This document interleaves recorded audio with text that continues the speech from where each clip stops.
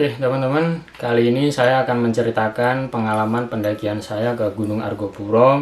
Pendakian ini saya lakukan selama 4 hari 5 malam. Dan buat teman-teman yang pengen tahu lebih detail videonya yang lebih lengkap itu seperti apa, kalian bisa scroll ke bawah.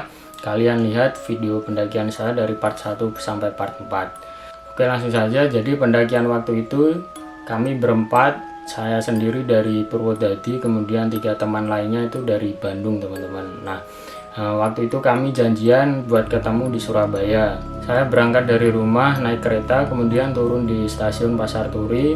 Lanjut saya menuju ke Terminal Bungurasih karena akan ketemu sama teman-teman dari Bandung di Terminal Bungurasih. Jadi menuju ke Terminal Bungurasih saya naik Gojek dan teman-teman lainnya mereka naik becak kayak gitu, karena stasiun pemberhentiannya kami berbeda, makanya kami ketemunya di Terminal Bungurasih.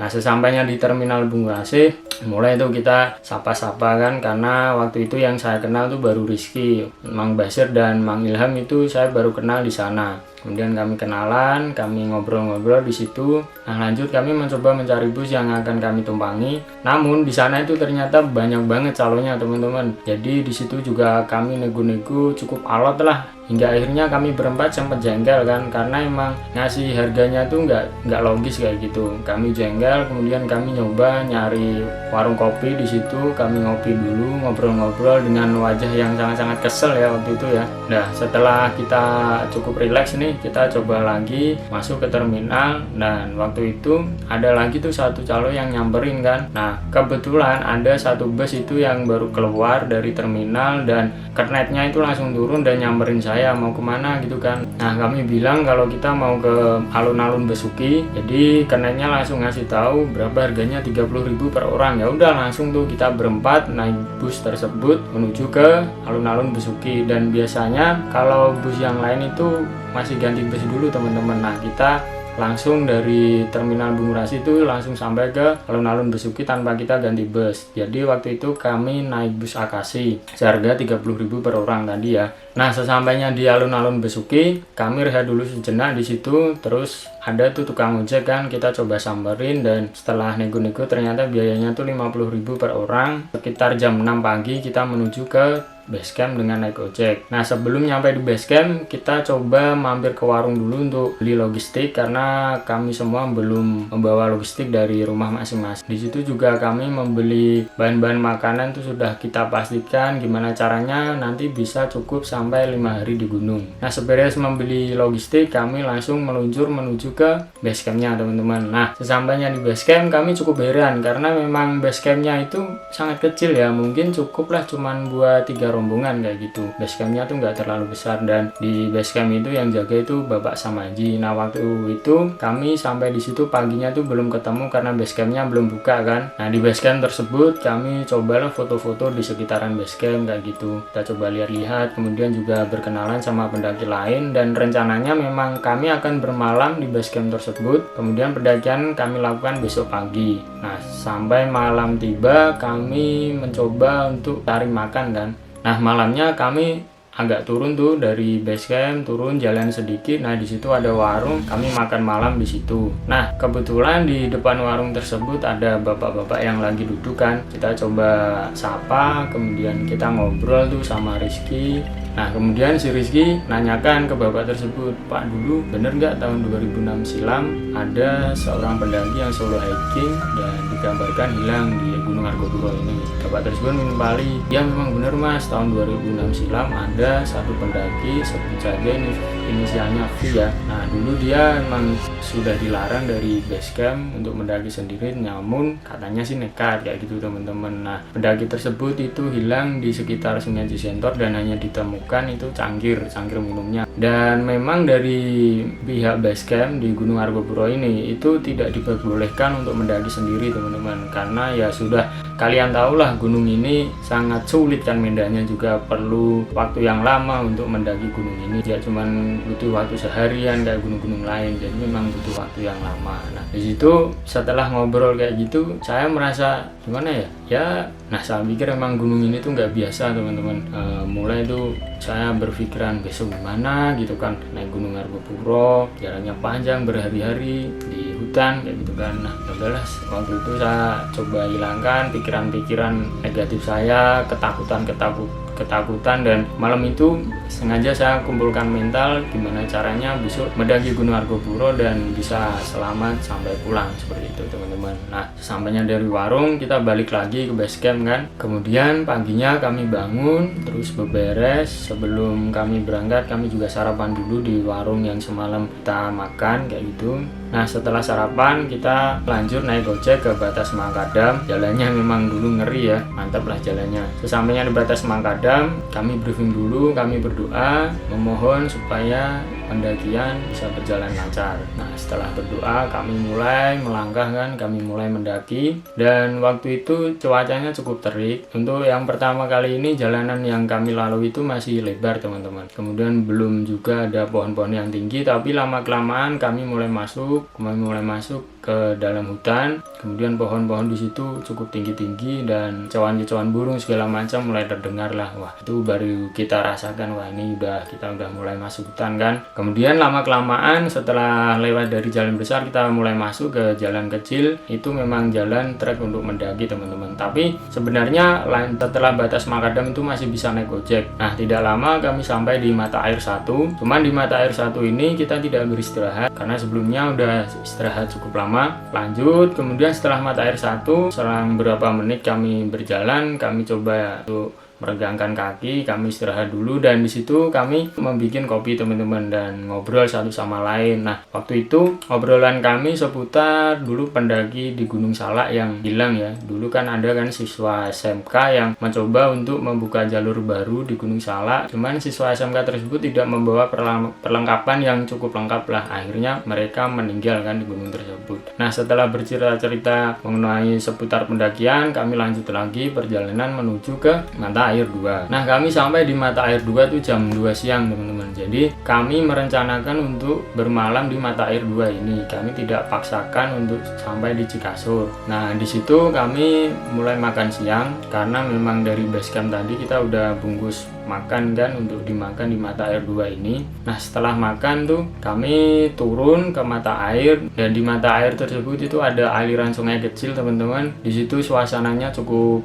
kalau orang Jawa bilang tuh singup lah, cukup singup karena itu kan dia di lembahan kayak gitu teman-teman. Kalau di situ sendiri juga kayaknya cukup ngeri lah kalau menurut saya itu. Jadi kita bebersih di situ, kita ambil air sampai penuh, kemudian balik lagi ke atas, naik ke atas, dan menjelang malam kami mendengar ada suara orang dari trek naik ke turun, dan benar saja ada pendaki lain dari Jepara, entah berapa, 9 orang atau berapa itu. Kami sapa, wah akhirnya malam itu kami tidak ngecamp berempat sendiri di situ, jadi cukup ramai karena ada pendaki dari Jepara. Dan pas sampai fisik mereka itu benar-benar kacau teman-teman, kayak baju, celana, kemudian rambut itu kucel semua, penuh debu kayak gitu, kayak mereka tuh capek banget. Nah usut punya usut, ternyata mereka itu mendaki dari Bremi, jadi bukan dari Badran ke Bremi, tapi dari Bremi ke Badran. Dan kabarnya kalau trek dari Bremi itu kan langsung nanjak kayak gitu kan, susah banget. Makanya kayaknya mereka emang benar-benar kecapean kalau dari Bremi. Ya menurut saya orang-orang yang benar-benar siap fisiknya lah kalau yang mendaki dari Bremi ke Badran. Nah malam itu pendaki dari Jepara itu mencoba buat api unggun, kemudian kami juga ikutan di situ. Kami menghangatkan badan, ngobrol-ngobrol, lanjut kami tidur. Nah malam itu kami mulai mendengar suara-suara yang agak aneh ya, yang sebelumnya tidak pernah kami dengarkan di gunung-gunung lain. Tapi saya, kemudian Rizky dan kawan-kawan lain berusaha positive thinking untuk tetap tidur sampai pagi, dan paginya kami baru mulai cerita-cerita, dan dikabarkan memang semalam itu positive thinkingnya itu suara babi teman-teman. Memang kayak gimana ya, aneh suaranya tuh, belum pernah kami dengarkan di gunung-gunung lain. Nah setelah sarapan kemudian beberes, kami melanjutkan menuju ke Cikasur. Nah di perjalanan menuju Cikasur ini itu yang saya selalu pikirkan, dan saya cukup sedikit takut ya, karena memang Cikasur ini menurut saya tempat yang paling serem. Nah, menuju Cikasur kami harus melewati alun-alun kecil dan alun-alun besar ya. Lalu kami masuk ke kawasan hutan yang cukup rimbun, di mana itu lumut segala macam itu masih kelihatan kayak asri banget lah. Nah, sesampainya di alun-alun kecil, di situ ada satu pohon di tengah-tengah kayak gitu. Kita coba istirahat di situ, kita bikin teh, kemudian juga teman-teman foto-foto, makan, ngisi perut lah. Nah, seberes kita beristirahat, kita lanjut lagi menuju ke alun-alun besar. Nah, kami sampai di alun-alun besar tuh jam 2 siang teman-teman. Dan di situ walaupun jam 2 siang itu tidak terasa panas ya, karena di gunung kan. Di alun-alun besar ini teman-teman, pokoknya pemandangannya bagus banget. Jadi luas, tempatnya tuh luas. Kalian mau lari-lari ke sana kemari, mau explore. Kalau misalkan ada yang punya drone, nge-shoot pakai drone itu bagus banget di alun-alun besar ini. Kami istirahat di situ lagi, kami tiduran dan puas menikmati pemandangan. Kami lanjut menuju ke Cikasur. Nah, sebelum sampai di Cikasur, kami melewati dulu Sungai Kolbu, dan itu yang cukup saya nantikan ya. Saya pengen tahu Sungai Kolbu itu seperti apa. Ternyata di Sungai Kolbu itu airnya sangat jernih teman-teman. Airnya sangat jernih, aliran airnya cukup deras ya waktu itu. Kemudian di situ juga ditumbuhin sama selada air. Nantinya akan kami jadikan sebagai bahan masakan ya. Kami akan makan selada air. Di situ kami cuci muka, bebersih. Nah, selanjutnya kami menuju ke Cikasur. Nah, sampainya di Cikasur itu ada satu pohon yang cukup rindang di tengah-tengah, dan memang di situ yang biasanya dijadikan pendaki itu untuk tempat ngecamp teman-teman.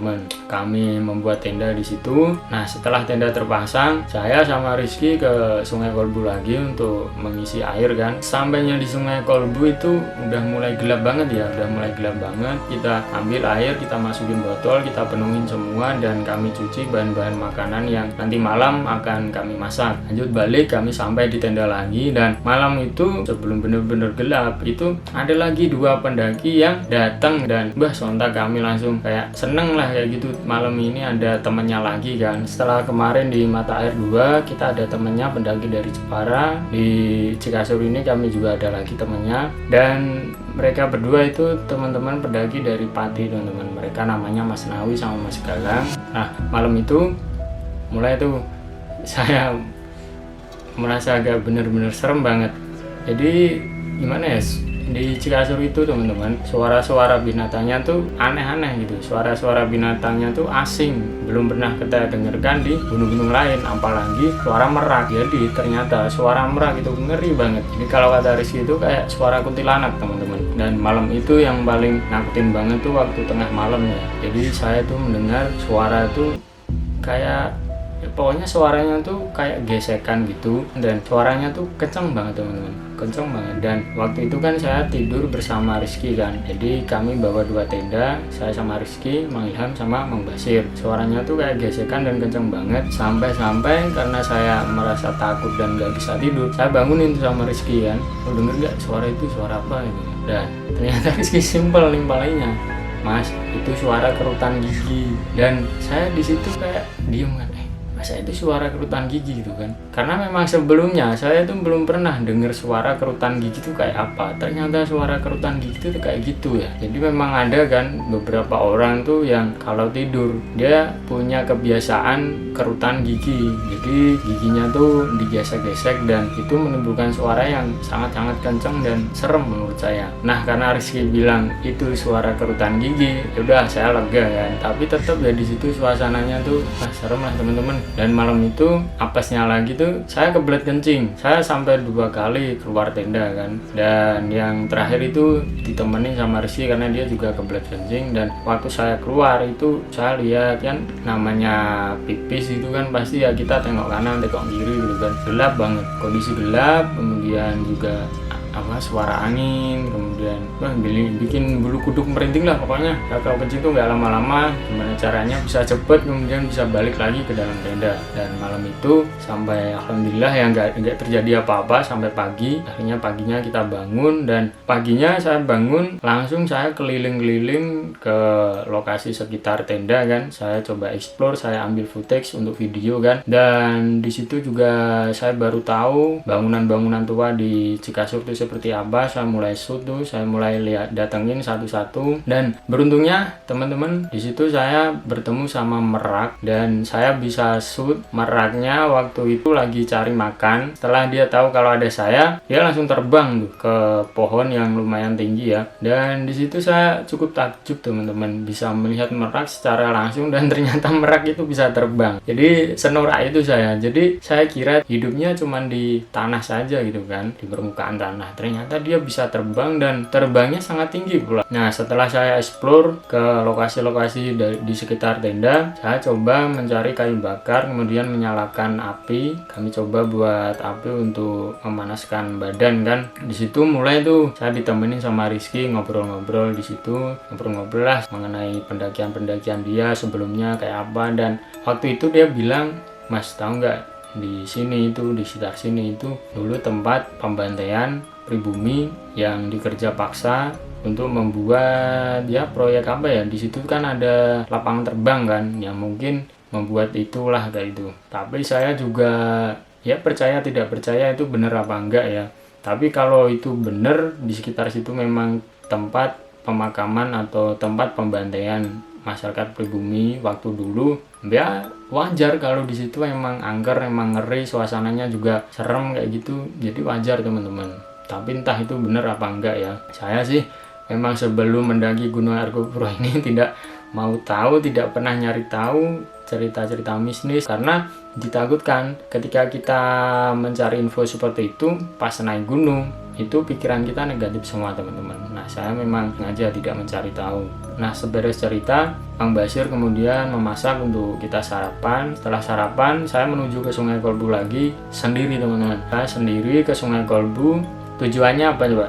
Saya pengen mandi di Sungai Kolbu. Jadi waktu itu saya sendiri ke sana dan saya cuman pakai celana dalam, saya buka baju, celana, saya mandi, saya masuk ke sungai tersebut. Tujuannya ya saya pengen tahu kesegaran Sungai Kolbu itu kayak apa kan airnya, dan ya terlebih lagi pengen membersihkan badan lah, karena sudah dari kemarin kan nggak mandi kayak gitu. Nah, tapi ya cukup ngeri ya di situ mandi sendiri, dan di situ juga saya tidak pakai sabun ataupun sampo, yang penting saya masuk ke air aja lah. Nah, setelah merasa bersih ya udah saya balik lagi ke tenda. Nah, sesampainya di tenda kami mulai tuh packing. Nah, setelah packing kami akan melanjutkan perjalanan lagi menuju ke Sabana Lonceng. Jadi saya dan teman-teman itu berangkat duluan, sedangkan Mas Nawi sama Mas Galang itu mereka nanti akan nyusul katanya. Nah, mulai itu kami berangkat menuju ke Sabana Lonceng. Sebelum sampai di Sabana Lonceng nanti kita akan melewati dulu Cisentor, kemudian Rawambi, baru nanti sampai di Sabana Lonceng. Nah, di hari ketiga ini, fisik saya tuh mulai kerasa teman-teman. Memang pokoknya tuh di hari ketiga ini mulai terasa pegel-pegel segala macam lah. Menuju ke Rawambe, medan yang kami lalui itu sabana. Setelah keluar masuk sabana, keluar masuk hutan, itu kami melewati lerенgan tebing kayak gitu teman-teman. Kita melewati lereng tebing hingga akhirnya kami sampai di Cisentor. Nah, sebelum sampai di Cisentor, saya kan berjalan sama Rizky di belakang kan, dan saya lihat Rizky waktu itu tergelincir teman-teman, cukup kesakitan, dan dia baru cerita kalau memang sebelumnya dia pernah patah tulang di kakinya. Wah, saya khawatir kan ini kenapa gitu, makanya ya udah istirahat dulu Ki di sini sebentar, jangan langsung naik ke shelter kan. Nah, saya coba pijitin dulu kaki si Rizky, kami beristirahat dulu di situ sebentar. Nah, setelah agak mendingan baru kita naik ke shelter yang ada di Cisentor. Nah, di Cisentor ini, nah lokasinya itu kan di lembahan teman-teman, dan pas istirahat di situ Rizky bilang, "Saya Mas, ini di sini dulu tempat hilangnya pendaki yang kemarin kita cerita-cerita di warung sama bapak itu." Oh, di sini ternyata itu kan. Ya saya nggak berpikiran macam-macam lah, tapi memang tempatnya tuh ya agak-agak ngeri kalau misalkan di situ sendiri. Nah, setelah dirasa cukup istirahat di Cisentor, kami melanjutkan lagi perjalanan menuju ke Rawambe. Setelah Cisentor itu treknya langsung nanjak teman-teman, treknya langsung nanjak terus, kemudian ada juga beberapa pohon yang tumbang menghalangi jalan. Jadi kita harus melewatin itu, misalkan ada 10 aja itu kan ya lumayan juga kan. Kayak gitu, jadi fisik makin terasa lah. Di situ juga saya semakin tertinggal berjalan di belakang. Ya belum tertinggal jauh, tapi saya selalu berada di belakang. Nah, sebelum sampai di Rawambe, kami melewati lokasi di mana ada Edelweiss yang tinggi-tinggi banget teman-teman. Jadi Edelweissnya tuh ada kali 3 meter, 4 meter kayak gitu. Nah di situ saya menikmati melihat Edelweiss kok bisa tinggi banget gitu kan. Saya juga sama Rizky. Nah waktu itu sama Rizky kami sempat berfoto. Nah setelah itu kami sampai di Rawambik. Nah di Rawambik ini kita ngobrol kan, kita mau camp di sini apa lanjut gitu kan. Terus lanjut lanjut menuju ke Sabana Lonceng. Nah sebelum melanjutkan perjalanan, kami mengisi air di semua botol kosong yang kami punya. Jadi di situ itu ternyata sumber air paling terakhir teman-teman, sebelum kita sampai di Danau Taman Hidup. Jadi di Rawambik inilah sumber terakhir yang bisa kita manfaatkan untuk mengambil air. Kami penuhin air. Nah setelah penuh kami langsung melanjutkan perjalanan. Dan di awal itu langsung Rizky sama Mang Ilham nge-track duluan. Dia nge-track duluan, berjalan agak cepat, dan saya sama Mang Basir itu tertinggal di belakang.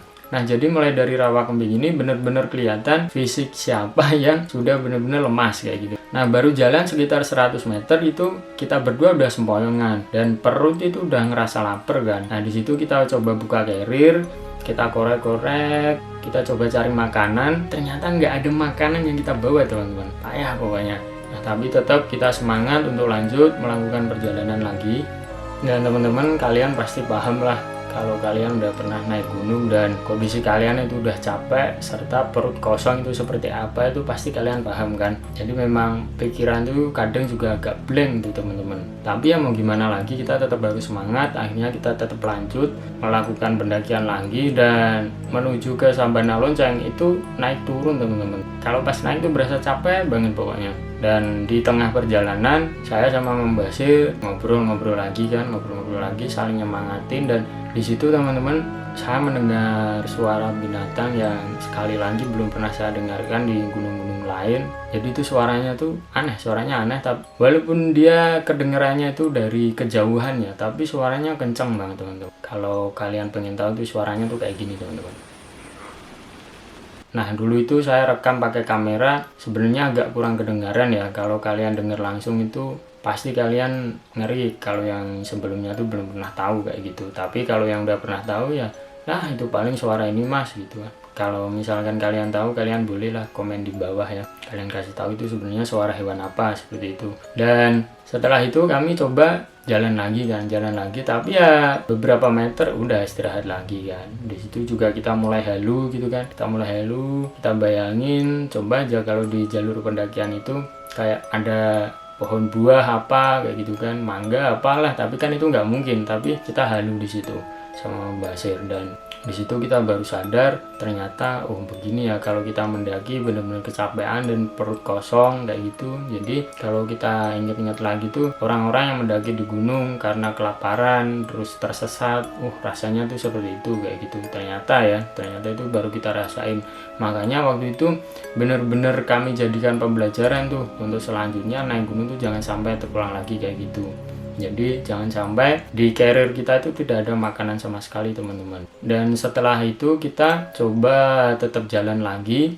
Kita merasa sedikit senang karena di depan itu ada tanjakan dan perkiraan itu tanjakan terakhir teman-teman. Kita coba naik lagi, daki lagi, ternyata emang benar itu tanjakan terakhir.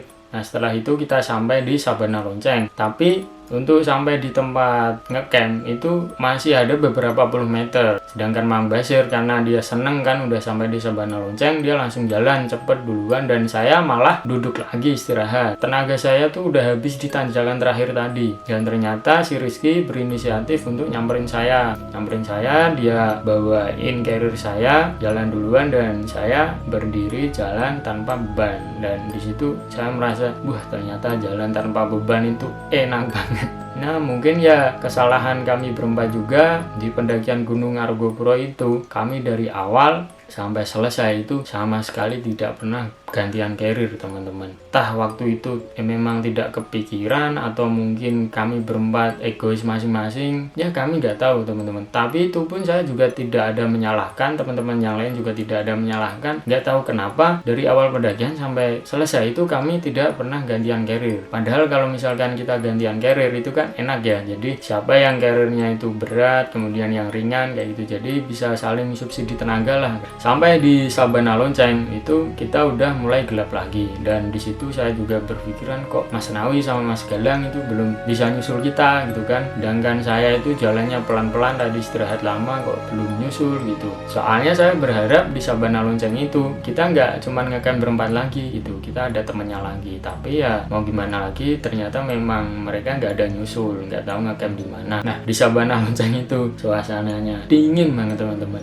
pokoknya beda dari Mata Air 2, terus kemudian di Cikasur, terus di Sabana Lonceng itu beda suasananya benar-benar beda. Sabana Lonceng tuh cenderung dingin banget. Nah karena kita udah kecapean kan, kita cepet-cepet tuh masak, kemudian lanjut tidur. Nah sebelum sampai di Sabana Lonceng ini, entah di mana ya, sebelumnya itu Rizky pernah bilang, Mas di Gunung Argopuro ini itu ada mitos di mana kita nanti akan mimpi basah Mas, dan mimpi basahnya itu bisa jadi kita mimpi bertemu sama Dewi Rengganis ataupun yang lain kayak gitu. Dan ya saya percaya nggak percaya ya kayak gitu, tapi karena memang sudah diceritain sama si Rizky, akhirnya saya tidur itu bener-bener berdoa, pokoknya gimana caranya misalkan akan terjadi hal seperti itu jangan sampai terjadi teman-teman. Dan ternyata memang bener. Jadi waktu itu saya bermimpi, tapi saya tuh menahan. Jadi memang saya niatkan, pokoknya kalau misalkan akan terjadi hal seperti itu tolong ditahan ya Allah gitu kan. Saya berdoa sebelum tidur kan, pokoknya tuh tolong ditahan. Soalnya apa, saya jaga-jaganya tuh kalau misalkan hal itu terjadi kan, otomatis kalau mimpi basah besoknya kita nggak bisa sholat kan, mau mandi besar juga pakai apa, nggak ada air kan kayak gitu. Nah saya mikirnya ke situ teman-teman, jadi saya tahan tuh, dan alhamdulillah ya nggak terjadi seperti itu. Tapi itu pokoknya setiap tidur itu selalu mengarah ke situ, tapi untungnya tidak terjadi. Dan malam itu karena suasananya dingin banget, saya tuh sempat beberapa kali terbangun dan nyalain kompor untuk menghangatkan suasana di dalam tenda. Dan sengaja juga sebelum tidur saya tidak minum banyak ya, supaya tidak keluar untuk kencing. Ngeri banget kalau misalkan harus keluar kencing tuh, ngeri banget. Nah itu kalau saya ya teman-teman. Sedangkan ketiga teman saya, Mang Basir, Mang Ilham sama Rizky, ternyata juga mengalami mimpi yang sama. Nah untuk Mang Ilham sama Rizky, katanya ketika dia tidur itu memang dia setengah sadar. Jadi mereka itu mensugesti dirinya sendiri gimana caranya untuk melawan jika akan terjadi momen tersebut teman-teman. Jadi mereka berdua juga tidak sampai mimpi basah, karena memang mensugesti dari pikiran masing-masing, pokoknya jangan sampailah terjadi kayak gitu. Nah sedangkan Mang Basir, dia itu mimpi bertemu sama cewek cantik ya katanya, tapi tidak sampai terjadi berhubungan teman-teman. Jadi cuma sebatas bertemu sama cewek cantik. Jadi malam itu mitos tersebut ternyata memang benar, tapi saya tidak mempercayai 100% ya, itu kan syirik ya teman-teman. Tapi memang hal tersebut ternyata memang benar-benar terjadi teman-teman. Kalian jangan berhenti dulu dengerin ceritanya sampai di sini, karena mimpi ini tuh nanti bakalan berlanjut sampai ke malam kami di Danau Taman Hidu. Nah paginya kami langsung menuju ke Puncak Rengganis dulu teman-teman. Jadi kami menuju Puncak Rengganis baru nanti ke Puncak Argopuro. Nah sebelum ke Puncak Rengganis kami sempat nyasar dulu karena jalan yang kami pilih ternyata salah, tapi ya itu nggak masalah lah karena nggak terlalu jauh kan. Kemudian kami melanjutkan pendakian sampai di Puncak Rengganis itu matahari muncul kan, dan cukup panas lah di situ, cukup panas, tapi ya nggak panas banget karena biasalah suasana panas di gunung itu kan ya tetap dingin kayak itu teman-teman. Nah di Puncak Rengganis ini kita berfoto-foto kan di puncaknya, itu kita tidak merasa ganjil ya karena memang suasananya terang, kemudian panas juga, mataharinya cukup terik. Nah setelah dari Puncak Rengganis kita melipir tuh ke lokasi kawahnya, katanya sih itu kawah ya, tapi nggak tahu itu turunan. Kita turun, di situ ada 2 makam teman-teman, ada 2 makam, dan ya di situ juga kami nggak ngerasa ganjil karena suasananya panas teman-teman, panas matahari lah. Nah setelah kita coba explore di lokasi makam tersebut, saya ambil footage. Setelah itu kami turun lagi ke tenda kan, belum nyampe ke tenda kami langsung melipir menuju ke Puncak Argopuro. Nah di sini saya tertinggal paling belakang teman-teman, karena saya merasa sangat-sangat capek pokoknya. Dan ketika teman saya itu udah sampai dulu di Puncak Argopuro, saya masih berjalan santai tuh. Tapi ya pelan-pelan akhirnya saya sampai juga di Puncak Argopuro, dan inilah momen yang kita berempat tunggu-tunggu ya, bisa sampai di Puncak Argopuro setelah perjalanan yang lumayan panjang, setelah medan yang kami lalui itu benar-benar melelahkan. Akhirnya kami berempat bisa sampai di Puncak Puncak Argopuro. Nah di situ kita berfoto dan sempat juga kayak ya tiduran di situ. Pokoknya kita berempat senang banget teman-teman. Nah di situ kita mikir ya, memang bener nih gunung ini tuh bukan gunung yang main-main teman-teman. Kalau kalian itu memang pengen mendaki Gunung Argopuro ya harus siap fisik, siap mental segala macam, dan harus punya waktu lebih. Nah untuk sampai di Puncak Argopuro itu memang benar-benar sebuah perjuangan lah. Nah setelah kita puas berada di Puncak Argopuro, lalu kita turun ke tenda lagi, dan di situ kita masak.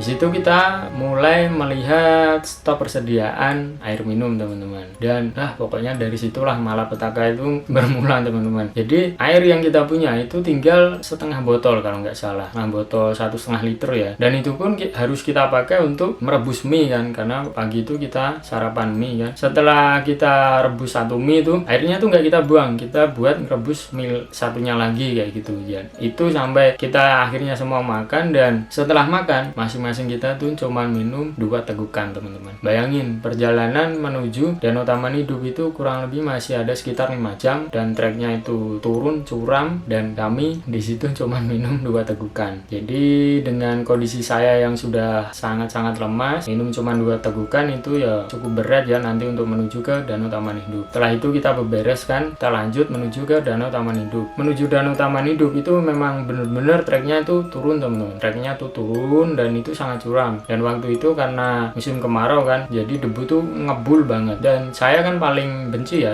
paling nggak suka lah kalau misalkan jalan itu ngebul. Dan itu kan cukup sesek ya kalau kehirup sama hidung kan. Kalau kita napas tuh nggak enak pokoknya. Kalaupun napas kita pakai masker juga tetap nggak enak. Jadi waktu itu saya berjalan di belakang teman-teman. Karena memang niatnya kan biar nggak terkena debu kan. Saya jalan paling belakang, dan waktu itu kami berempat jaraknya belum terlalu jauh. Nah mulai itu saya jalan pelan-pelan karena saya yang paling lemas. Jadi ketika istirahat itu saya pasti yang istirahatnya tuh paling lama. Jadi makin tertinggal cukup jauh teman-teman. Tapi waktu itu kami sampai di Sungai Kering ya. Itu namanya Sungai Kering atau apa saya lupa itu. Sampai di Sungai Kering itu kami masih berkumpul berempat di situ. Kita ngobrol-ngobrol lagi, kemudian melanjutkan pendakian lagi. Nah setelah Sungai Kering itu kita cukup nanjak dulu dikit sebelum nanti sampai di hutan lumut kan. Nah sebelum kita melewati turunan untuk menuju ke hutan lumut itu saya sudah tertinggal lagi di belakang, dan di situ si Rizky dia juga ada di belakang, tapi nggak berbarengan sama saya. Adalah jarak kurang beberapa puluh meter kayak gitu, tapi masih kelihatan. Nah di situ Rizky masih sering kali menunggu saya untuk bareng lagi. Menuju hutan lumut itu ternyata saya melewati kawasan yang sedang terbakar teman-teman. Jadi itu memang apinya nggak berkobar yang cukup ngeri ya, tapi itu masih nyala teman-teman. Jadi bara apinya itu di kanan kiri jalur pendakian tuh masih terlihat, masih panas lah suasananya tuh. Kalau jalan tuh kerasa banget panas. Nah ternyata si Rizky nunggu saya, jadi memang dia berinisiatif untuk nunggu saya. Pokoknya pengenlah memastikan saya nggak terjadi apa-apa. Nah setelah dari lokasi terbakar itu mulai tuh saya benar-benar nggak ketemu lagi sama teman saya. Jadi Rizky juga berjalan lagi di depan. Nah di situ saya istirahat lagi kan. Saya istirahat lagi sebelum benar-benar masuk ke hutan lumut yang cukup rimbun kan. Ya saya positif thinking lah, semoga aja nggak terjadi apa-apa kan kayak gitu. Selain saya takut segala macam, saya juga lemes. Itu yang paling susahnya, itu yang paling bikin saya down tuh karena saya lemes kan. Saya lemes, saya lapar, pokoknya udah capek banget, tapi ya tetap harus berjalan lagi. Akhirnya saya memasuki hutan yang cukup rimbun teman-teman, hutan lumut yang cukup rimbun. Di situ saya tuh menemukan satu tongkat kayu lah. Saya menemukan satu tongkat kayu di mana ujungnya itu cukup lancip teman-teman, dan itu bukan saya jadikan untuk trekking pole, itu bukan, tapi apa juga saya arahkan ke depan itu buat jaga-jaga, misalkan ada apa-apa tongkat itu bisa saya gunakan untuk nombak kayak gitu. Pokoknya sampai setakut itu pikiran saya, takutnya tuh ada binatang buas atau apa kan. Jadi saya mulai jalan.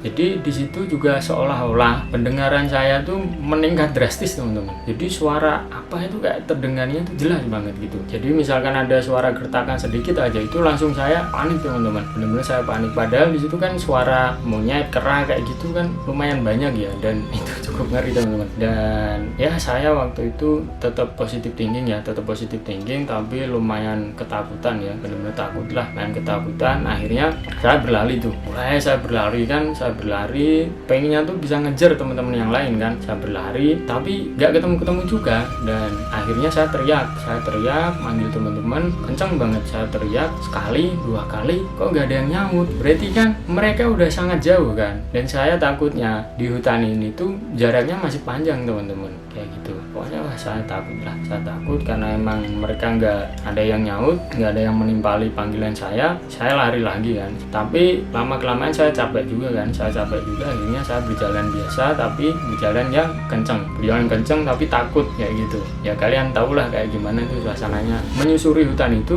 Saya melihat ada tebasan parang di beberapa pohon itu ya, itu yang masih baru teman-teman. Jadi getahnya tuh masih keluar kayak baru gitu. Jadi saya optimis, berarti mungkin ini udah deket gitu kan sama Danau Taman Hidup gitu kan. Entah itu getah dari karet atau apa, saya kurang tahu ya itu pohon apa, tapi saya lihat itu ada beberapa kayak gitu. Saya optimis, saya jalan lagi, dan gak berselang lama akhirnya saya ketemu sama teman-teman saya di depan. Jadi waktu itu saya kan denger kan, wah itu kayaknya suara teman-teman saya tuh. Akhirnya saya kencengin langkah kaki, ternyata bener itu suara teman-teman. Dan pas kita bertemu, mereka bertiga malah ketawa-ketawa. Jadi mereka bertiga ketawa-ketawa karena melihat saya yang super sangat panik. Muka saya tuh udah panik banget lah. Dan di situ Mang Ilham masih menyodorkan saya tolak angin. Jadi tahu karena saya pasti udah kehausan kan, benar-benar kehausan, dia kasih tuh tolak angin. Ya lumayan lah buat membasahin tenggorokan. Nah setelah bertemu bertiga itu, kita lanjut lagi perjalanan, dan nggak lama tuh akhirnya kita sampai di Danau Taman Hidup teman-teman.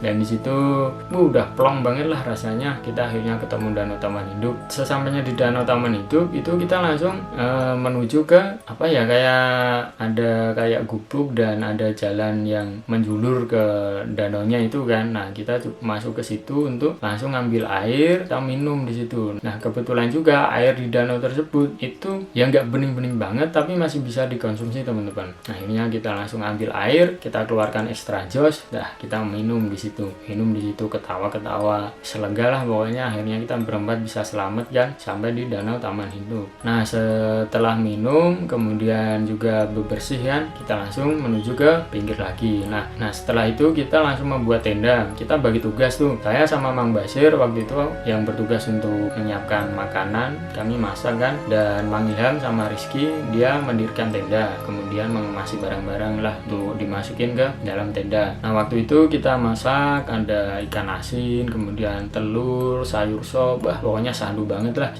Kita di situ masak di pinggir Danau Taman Hidup, tapi tanpa ditemani teman hidup.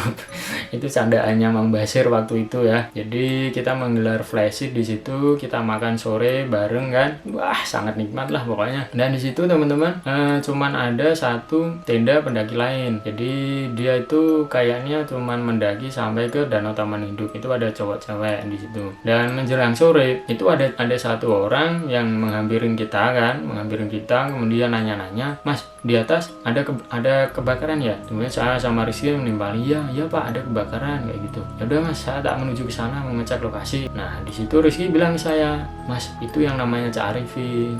Oh itu yang namanya Cak Arifin gitu kan. Jadi teman-teman, Cak Arifin itu yang punya atau yang berjaga di base camp Bremi teman-teman. Cak Arifin lah, kalian pasti tahu Cak Arifin siapa kalau mendaki Gunung Argopuro. Nah setelah itu mulai petang, ternyata Mas Nawi sama Mas Galang nyusul kan sampai di Danau Taman Hidup. Akhirnya kita bermalam bersama lagi kayak gitu. Dan di situ sambil makan kita bercerita-cerita kayak gitu. Dan ternyata Mas Nawi sama Mas Galang juga punya pengalaman tersendiri. Ternyata dia tuh waktu itu kan dia berencana nyusul sampai ke Sabana Lonceng kan, tapi karena dia udah kemalaman, akhirnya mereka itu ngecamp di Rawambik teman-teman. Dan katanya di Rawambik itu babinya itu besar katanya. Jadi mereka itu susah tidur, terutama itu Galang kan. Galang itu katanya paling takut banget kata Mas Nawi. Pokoknya susah tidur katanya, babinya besar-besar, jadi kelihatan banget mengitarin tenda kayak gitu. Ya namanya juga di Rawambik kan, Mbi kan babi, rawa. Nah berarti kan tempatnya babi di rawa tersebut kayak gitu teman-teman. Nah setelah ngobrol-ngobrol itu langsung kami berempat tidur lagi. Mas Nawi, Mas Galang juga mereka tidur. Dan malam itu suasananya dingin tapi tetap gak sedingin di Sabana Lonceng. Sabana Lonceng tuh tetap yang paling dingin teman-teman. Nah di situ mulai saya tidur kan. Tapi di situ saya berniat gini teman-teman. Misalkan mimpi yang kemarin malam itu bakalan terjadi lagi di malam itu tuh, saya sudah loskan lah, namanya loskan tuh udah kayak ya wis, misalkan itu mau terjadi ya terjadilah kayak gitu, saya nggak akan menahan lagi ya gitu. Toh juga saya berpikirnya tuh pengen punya pengalaman yang beda di gunung ini gitu. Kalaupun itu terjadi ya itu pengalaman tersendiri gitu loh yang bisa saya dapat. Ternyata bener teman-teman. Jadi ceritanya ya, mimpi itu seperti saya berada di kampung-kampung zaman dulu teman-teman, kampung-kampung zaman kerajaan kayak dulu. Jadi waktu itu saya tuh berada di dataran tinggi di pinggir jalan, dan di samping itu ada turunan, kemudian ada rumah, di bawahnya tuh ada rumah di situ, dan rumahnya ya rumah-rumah kampung kayak dulu. Dan orang-orang di situ itu untuk perempuannya kayak masih pakai selendang gitulah, kayak masih pakai jari kalau orang Jawa bilang ya. Jadi bener-bener kayak orang-orang dulu banget lah. Kalau misalkan kalian pengen membayangkan tuh, bayangin saja kalau dulu kalian melihat sinetron-sinetron di TPI ya, itu kan kerajaan-kerajaannya kayak gitu, orang lainnya kayak gitu. Jadi saya waktu itu dipanggil dari bawah, dari rumah tersebut. Saya kemudian turun, saya ngobrol sama warga-warga di situ. Tapi ternyata ada satu perempuan itu mengajak saya masuk ke kamar teman-teman. Jadi ceritanya tuh saya masuk ke kamar, dan ya nggak lama terjadilah berhubungan kayak gitu. Ya pokoknya terjadi berhubungan, dan itu bener-bener udah kayak nyata lah. Nah kalian pasti tahu sendirilah untuk para cowok yang pernah mimpi basah itu kayak gimana. Ya pasti namanya mimpi basah ya, kita mimpi memang bener-bener real, kita ngelakuin hal kayak gitu kan. Jadi itu bener-bener terjadi teman-teman. Jadi kalau beberapa orang bilang tuh kalau di Gunung Argopuro kita mimpi basahnya langsung sama Dewi Rengganis kayak gitu, tapi itu beda sama yang saya alami teman-teman. Jadi saya mengalami kejadian itu ya sama orang, ya seolah-olah sama orang-orang zaman dulu gitu, bukan itu sebagai Dewi Rengganis atau apa. Tapi itu pun juga bisa jadi ya itu Dewi Rengganis, dia menjelma sebagai sosok itu juga mungkin bisa jadi ya. Paginya itu saya cerita lagi kan, ternyata waktu malam itu kan saya mengalami mimpi itu kan. Nah ternyata si Rizky punya pengalaman lain teman-teman. Jadi waktu malam itu Rizky dia itu dari arah danau dia itu mendengar suara auman kayak macan kayak gitu, dan suaranya tuh kayak gitulah pokoknya. Saya waktu itu diceritain paginya ya cukup merinding lah, karena ya gimana ya, namanya Gunung Argopuro itu kan masih sangat-sangat asri ya, jadi wajar kalau memang benar-benar ada harimau kan. Tapi saya mikirnya kenapa gitu harimau mendekat sampai ke tenda saya gitu kan. Nah itu yang saya pikirin tuh, kenapa gitu kan ada harimau yang ingin mendekat ke tenda kami seperti itu. Nah pagi itu mulai tuh saya merasa mules teman-teman. Ya namanya mendaki gunung 4 hari 5 malam, pasti mau nggak mau kan ya BAB kan. Jadi sebelum sampai ke Danau Taman Hidup ini teman-teman, saya belum mules untuk ingin BAB tuh belum. Tapi pas di Danau Taman Hidup ini baru saya merasa mules lah. Ternyata nggak cuma saya, teman-teman yang lain juga ngerasain kayak gitu. Mulai tuh kita nyari spot tersendiri-sendiri lah buat BAB kayak gitu. Setelah itu saya explore ke sekitar Danau Taman Hidup, teman-teman yang lain juga entah kemana itu mereka jalan sendiri-sendiri. Terus itu kita sarapan kan, setelah sarapan kita packing, kemudian lanjut turun ke basecamp Bromi. Nah Mas Gilang sama Mas Nawi waktu itu juga mereka bareng untuk turun sampai ke basecamp Bromi. Nah sebelum kita sampai di trek turun itu ternyata ada beberapa rombongan ojek teman-teman, dan di situ kita berunding nih gimana nih mau naik ojek apa enggak kayak gitu kan. Ya akhirnya kita berempat memutuskan untuk tidak naik ojek, kita tetap jalan kaki seperti biasa kayak gitu. Tapi medannya ngeri teman-teman, itu pokoknya turun terus. Jadi kalau misalkan kalian nanjak dari Bromi itu nanjak banget, susah banget pokoknya. Kalau dengkul tuh pasti kacau lah. Dan di situ saya mikir kan, keinget kemarin pendaki dari Jepara kan, mereka kan naiknya dari Bromi ke turunnya di Baderan kan. Ya wajar kalau raut muka mereka kemarin-kemarin itu sangat-sangat capek, lelah, itu ya wajar karena emang jalurnya tuh nanjak banget. Kalau kalian ada yang berkeinginan naik dari Bremi ke Badra, ya saya sarankan fisik itu perlu dipersiapkan secara matang. Jangan ngasal ya, kalau ngasal bahaya itu. Nah, setelah kami berempat bersusah payah melewati jalur trek turun, akhirnya kami sampai di base camp Bremi, teman-teman. Nah, waktu itu kita sampai itu sekitar jam 1-an lah kalau nggak salah itu. Kita langsung masuk ke base camp, kemudian kita bersih-bersih di situ, dan sorenya itu Cak Arifin nyamperin kita gitu kan, nyamperin di base camp itu kan. Karena itu juga kalau nggak salah rumahnya Cak Arifin juga ya kalau nggak salah ya. Jadi kita ngobrol di situ sama Cak Arifin kan, dan ya lagi-lagi Rizky yang dia lebih antusias untuk ngobrol kan. Emang Rizky kan komunikatif orangnya. Jadi kita ngobrol di situ, dan akhirnya Rizky ngomong kan mengenai pengalaman semalam kayak gitu, mengenai suara harimau yang ada di dekat tenda kami. Dan ternyata Cak Arifin ngomong itu mungkin memang bener suara harimau mas.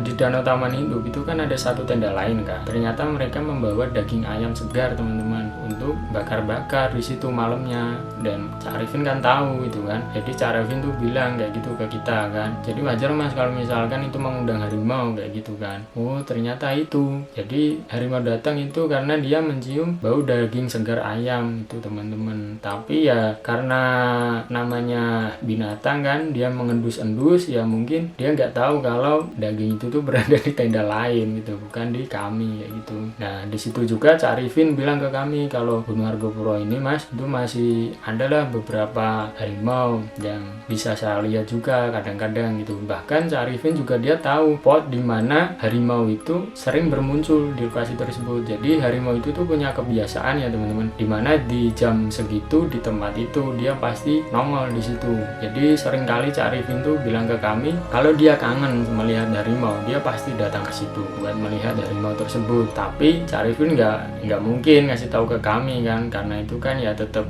buat sendiri kan. Kalau misalkan itu dikasih tahu ke orang, tahunya nanti orang lain menyalahgunakan. Nah di situ saya juga merasa keputusan saya waktu tertinggal di hutan itu kan di situ saya sempat mikir ya teman-teman, gimana kalau mendirikan tenda di hutan tersebut, karena itu kan saya udah blank, udah lemes banget kan. Waktu itu saya sempat berpikir mendirikan tenda di situ dan bermalam di situ. Nah saya berharapnya teman-teman saya atau mungkin orang lain nyusul nyamperin saya kayak gitu. Jadi waktu itu saya sempat mikir kayak gitu, tapi kan itu nggak saya lakuin, saya tetap jalan terus kan waktu itu. Nah kalau itu saya sempat bermalam di situ, bahkan berarti hewan-hewan buas, harimau dan segala macamnya itu kan mungkin bisa ngampirin saya ya. Ya untungnya ya saya waktu itu saya tidak jadi ngecamp kan. Nah jadi ya seperti itu teman-teman, pengalaman pribadi saya, pengalaman dari teman-teman saya juga saat mendaki Gunung Argopuro. Ya mungkin itu dulu teman-teman. Saya ingetin lagi kalau kalian pengen melihat video pendakian saya di Gunung Argopuro, kalian bisa scroll ke bawah, kalian bisa lihat video part 1 sampai part 4. Dan misalkan ada beberapa kesalahan pengucapan dari saya mohon maaf. Sampai jumpa di video-video saya selanjutnya, sampai jumpa di petualangan saya yang selanjutnya.